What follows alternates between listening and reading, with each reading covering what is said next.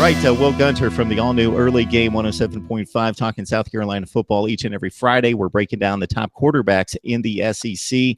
It's a position, Will, that's been much maligned nationally in recent years, thinking, okay, the SEC is the best talent, but because maybe some of the top coaches have left the league and some of the top quarterbacks have moved on and not been replaced, that the SEC has been caught by a few other leagues, and that's been the main target, has been quarterback. Now, I think we're in a situation now where I think the league may be catching back up, and there might be some younger players that showed us something last year that might be ready to emerge. I think the league's in a great spot in terms of quarterback. I mean, we're going to go through these guys, and 4 of the guys that I've got on my list are sophomores. And you know, and then the 5th guy that I'm going to throw at you is actually a sophomore as well, and or excuse me, will be entering his junior season, and he maybe is the best of the bunch in terms of statistically, and maybe doesn't get the recognition.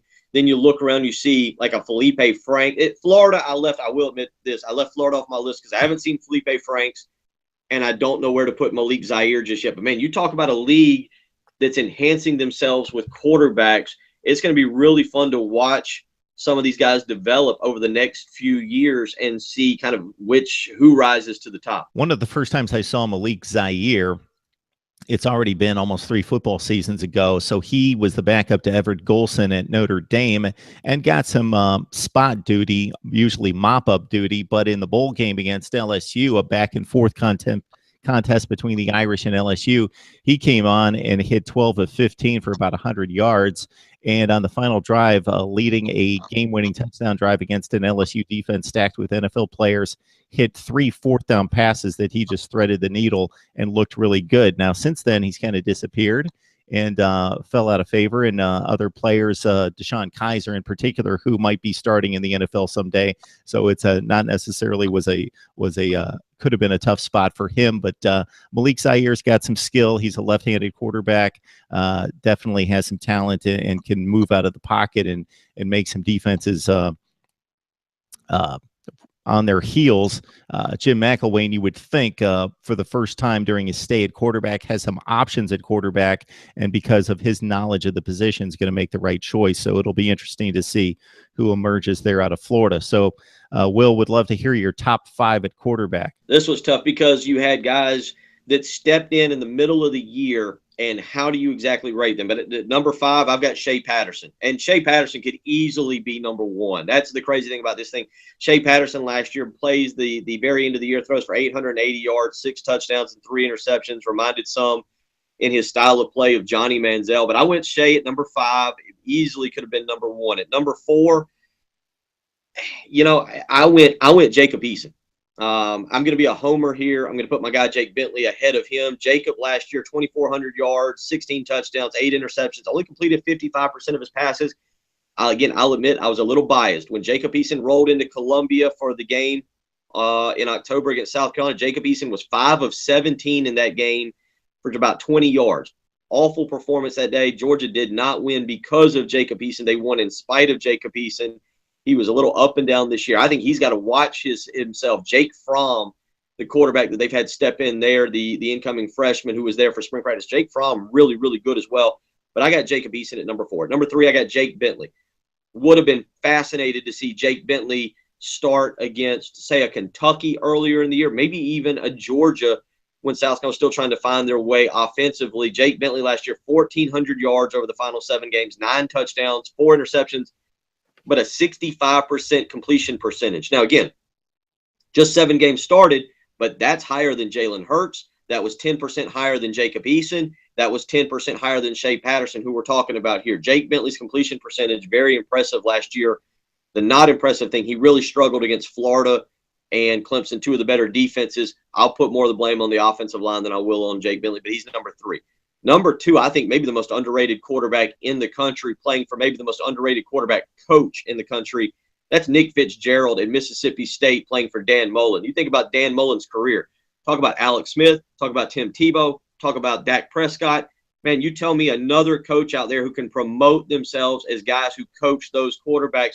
Nick Fitzgerald last year, I didn't realize this until after the season. Until it was after the season that you looked at Nick Fitzgerald's numbers. 2,400 yards passing, 21 touchdowns, 10 interceptions, and then he ran for 1,375 yards last year and 16 touchdowns. That's 37 touchdowns accounted for by Nick Fitzgerald playing for Dan Mullen. Nick Fitzgerald, the most underrated quarterback in the country, conceivably, again, should probably be number one. I went with Jalen Hurts. I'm not sure on that because Jalen Hurts plays with so much talent. But when you get your team as a true freshman all the way to the national championship game, when you throw for 2,700 yards, you have 23 touchdowns, you complete 63% of your passes, you probably got to be number one. So Jalen Hurts, maybe because he plays on the best team in the league, he gets to be number one. But I could easily make the case for Nick Fitzgerald to be there. That's my top five. Okay, Will, I'll throw in a few other names and also fill out some analysis there because I like where you're headed. Nick Fitzgerald's a guy that, as you mentioned, the rushing stats pop off the chart. So if you're talking about rating quarterbacks, we're not just rating passers, we're rating the guys that can hurt a defense with his arm, with his legs, if that's their style of game, and also obviously leads the offense, makes the right decisions. And so there's a lot of components to the quarterback position. So Nick Fitzgerald tacks on, as you mentioned, 1,375 yards. The stat line for Nick Fitzgerald as a runner is pretty amazing. 54% completion percentage. Dan Mullen, I was watching the bowl game when they narrowly escaped Miami of Ohio, out of the MAC, a 6-6 squad, and they needed a blocked field goal attempt down in St. Petersburg to escape. And one of the first things Dan Mullen said was, what we expect out of Nick Fitzgerald this next season is to become a more proficient passer. He needs to be more accurate. He needs to give us consistency week to week. If you look at Nick Fitzgerald's stat line of passing against the likes of LSU, Alabama, and Auburn in particular, it was pretty awful. Now, I understand he hit the field with far less talent than those other teams had, so he was playing from behind to start, but he just needs to be better in the passing game. Jarrett Stidham, a guy at Auburn that comes in from Baylor. It's going to be interesting to see how good he is now against SEC caliber defenses. Everybody throws up big numbers in the Big 12 because the defense is just lacking outside of maybe Oklahoma. But Jarrett Stidham took over for Seth Russell at the conclusion of 2015, put up a couple big games against actually decent defenses in Kansas State, 419 yards in took Oklahoma to the wire, played a good game there against the Sooners. So Jarrett Stidham takes over versus a capable quarterback in Sean White at Auburn. Not a great quarterback, but a very capable pocket passer in Sean White. And, of course, Jeremy Johnson's going to sit the bench most likely. And he was a guy that we were talking Heisman about just 2 seasons ago.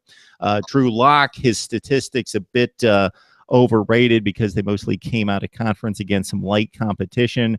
Kyle Shermer's a guy that this Vandy offense was kind of strange because it's always run first, and the passing numbers have been awful for years, and especially the first season under Derek Mason. And all of a sudden they found a passing game with Kyle Shermer at quarterback and almost upset Auburn on the Plains, and he put up big numbers down the stretch against Tennessee as well. Shea Patterson, you mentioned that we've gotten a look at him. So unfortunately for Ole Miss in 2016, they lose Chad Kelly down the stretch and the season kind of imploded, but they've got their guy now who's got game experience against 3 quality opponents in Vandy, Texas A&M, and Mississippi State, and he played well in those 3 games, threw for about 900 yards in 3 games against those 3 teams. And Jalen Hurts, the one thing I'll say here about Jalen Hurts, in defense of Jalen Hurts, and I totally understand your point. It's tough to get a gauge because the talent is so overwhelming.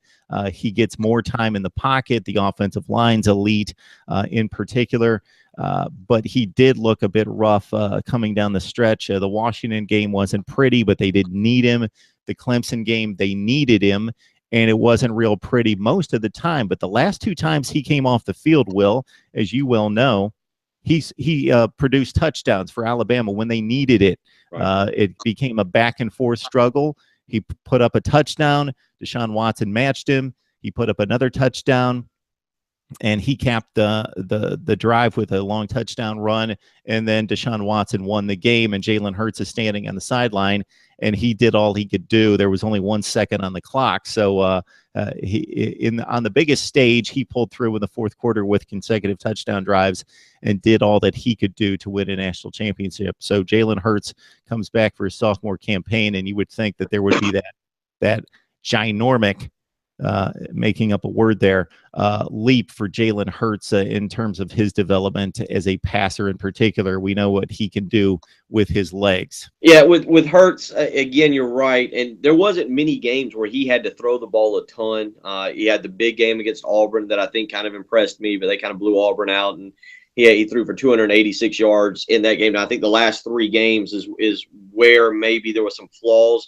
I'll be interested to see, and I can't ever pronounce the young man's last name, but Tua coming in, Tugavoya, right? Again, bad with pronouncing names. Keep an eye on that kid at Alabama, because you're right. As good as Jalen Hurts was, I've heard great things from Tuscaloosa about this young man. Came in for the spring game, was fantastic. Believe he will have a package of some sort this year in that offense.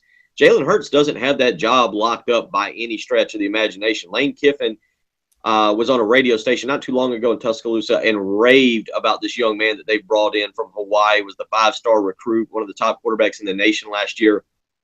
Keep an eye on him to maybe get some snaps in different packages, and we'll see. Because if you're right, Jalen Hurts doesn't take a step forward, if he doesn't make that improvement, he could be sitting on the bench watching somebody else this year. We covered a ton of ground, Will, and we still didn't mention a guy that threw for 3,500 yards and 25 touchdowns in Austin Allen at Arkansas, and he had to throw it. The Hogs didn't play well down the stretch, and he became a bit of a gunslinger in an offense that doesn't really provide that most of the time. That's not what Brett Bielema needs, but he's going to be counted upon probably to shoulder even more of the load, considering the situation at running back there with Raleigh Williams having to hang it up. So there we go with the top 5 in the SEC from Will Gunter. Will, we appreciate the time, man. It's always a good discussion. Always appreciate it. A lot of fun. Is the countdown zone less than 11 weeks away?